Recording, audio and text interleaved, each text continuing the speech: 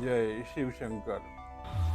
ये धरती, ये आकाश, ये सूरज, चांद, सितारे, अनंत आकाश में टिमटिमाते अनगिनत तारे, आकाश गंगा में अनेक लोक, अनेक नक्षत्र, ये जो भी कुछ हम देख सकते हैं और जो नहीं भी देख सकते हैं, वो सब कुछ निराकार ब्रह्म के अदृश्य शरीर के अंदर ही है।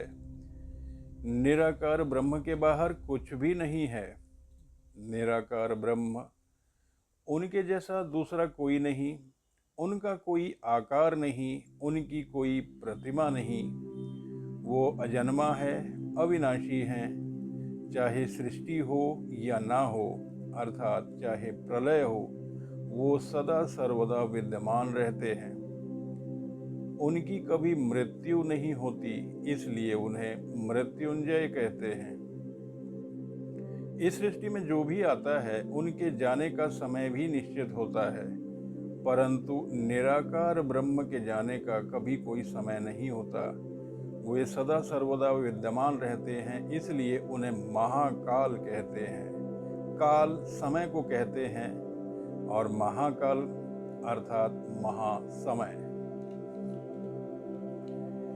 ऋषि मुनि, साधु संत, तपस्वी जन मोक्ष की कामना के लिए इन्हीं निराकार ब्रह्म का ही ध्यान करते हैं। वे इन्हें अपनी दिव्य दृष्टि से देख पाते हैं। इन्हीं निराकार ब्रह्म को शिव कहते हैं। सभी आत्माएं इन्हीं से उत्पन्न होती हैं और अंत में मोक्ष के पश्चात पुनः इन्हीं में संग्रहित हो जाती हैं। सभी आत्माओं के इन्हीं में संग्रह होने के कारण इन्हें संहारकारी भी कहते हैं। सभी आत्माओं के स्वामी होने के कारण ये परम आत्मा है।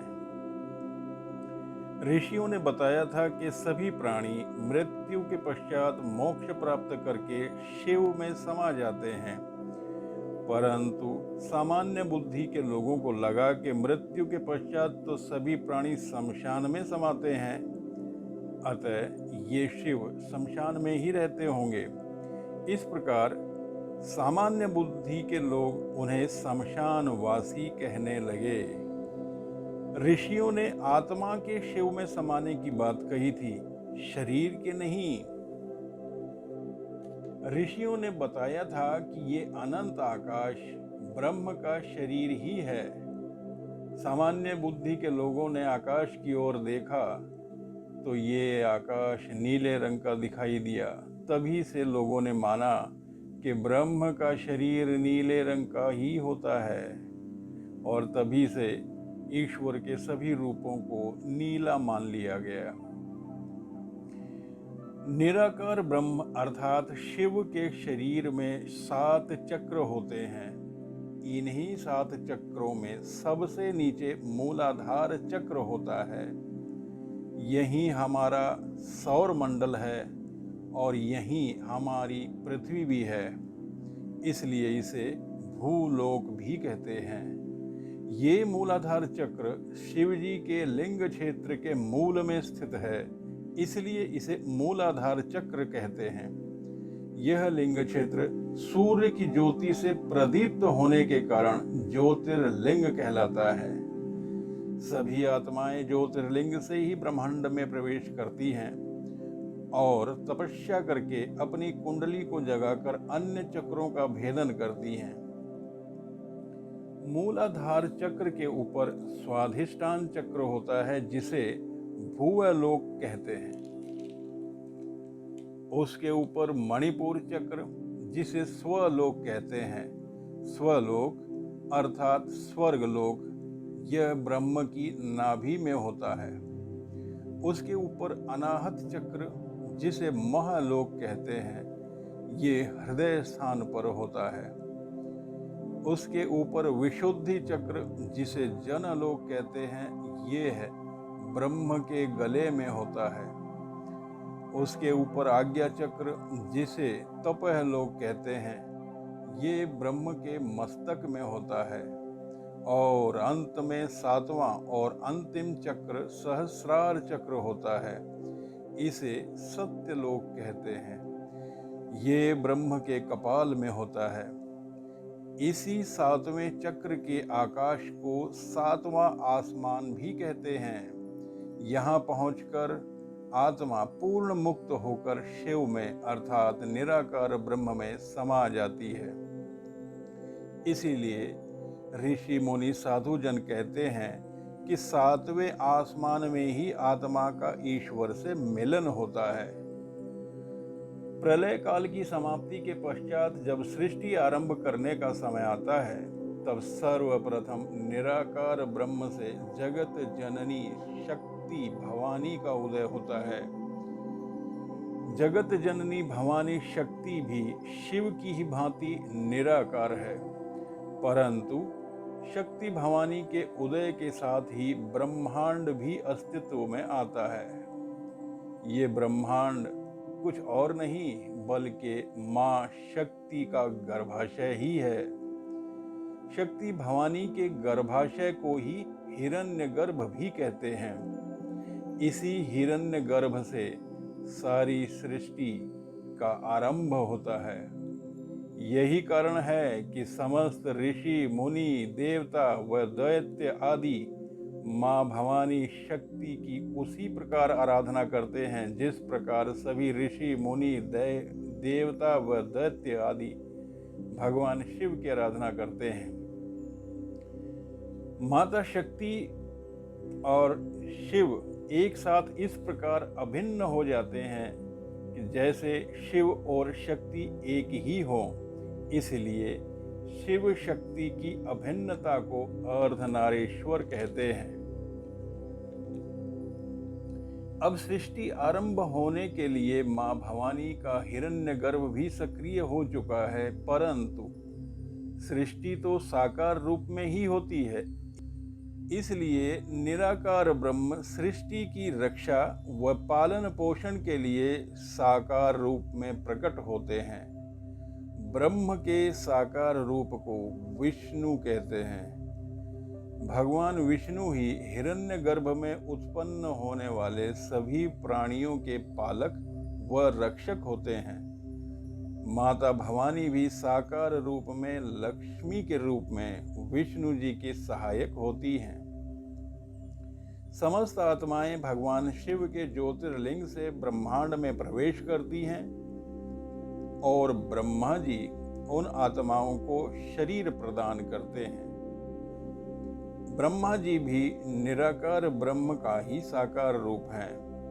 ब्रह्मा जी सृष्टि उत्पन्न करने का कार्य करते हैं। जब ब्रह्मा जी को सृष्टि उत्पन्न करने में बार बार कठिनाई आती है, तब वे निराकार ब्रह्म का ध्यान करके उनसे मार्गदर्शन करने का आग्रह करते हैं। इस प्रक्रिया में ब्रह्मा जी के कई युग बीत जाते हैं, परंतु सृष्टि उनकी इच्छानुरूप आगे नहीं बढ़ती।